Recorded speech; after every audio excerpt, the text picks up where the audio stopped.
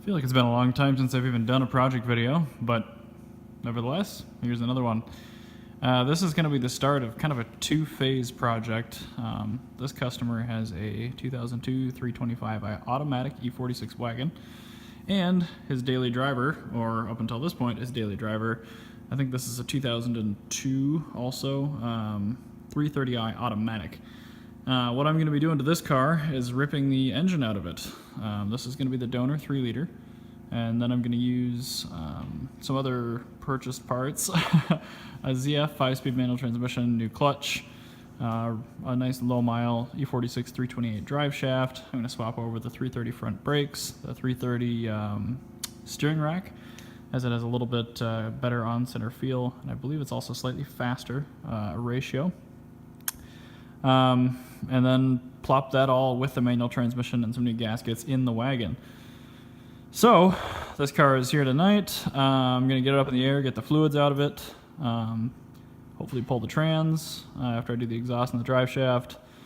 I'm debating whether or not I pull the front end off. There's a couple different ways to do it. I would like to leave the front end on just in case I decide to actually put his old wagon engine in this car and sell it again. Because, I mean, this car is not in good shape, but it's really not that bad. I mean, the fenders have got rust on them. The back end does too. It has tan sport interior, which is, you know, reasonable. It's an automatic. I don't know. I probably won't save it, but you know, it looks decent. Anyway, I will get to the hood.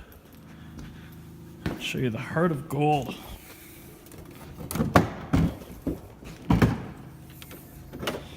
There she is, 3 liter, and you know, being behind an automatic its whole life is actually kind of preferred.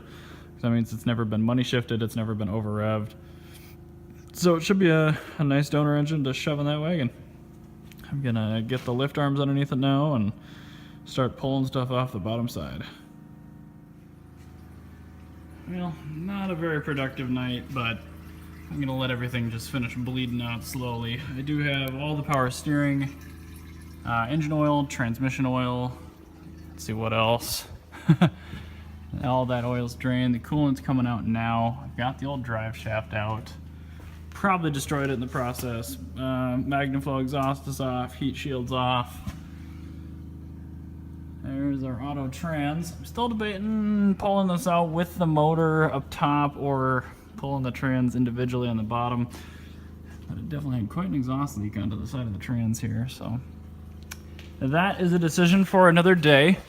But I got the motor mount lowers loosened up, ground straps taken off. I am gonna pull the quick release fuel line, which is right there, right after I put my phone down.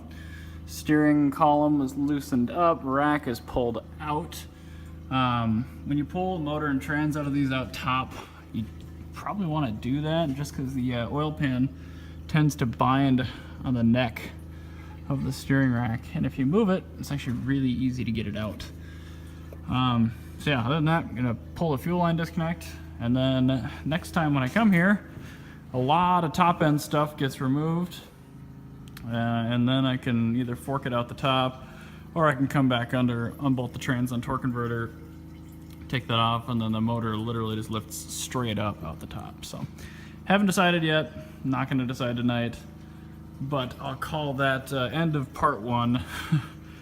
We're looking decent, but I have much more productive nights in me typically than this. It's just tough because it's a beautiful Friday, and it's been a while since I've worked on anything, so my motivation is a little low. Especially with this thing still sitting behind me in pieces. Ugh. Anyway, stay tuned. There's gonna be probably just one more night ripping the drivetrain out of this car, and then I'll be getting the wagon in here pretty soon thereafter.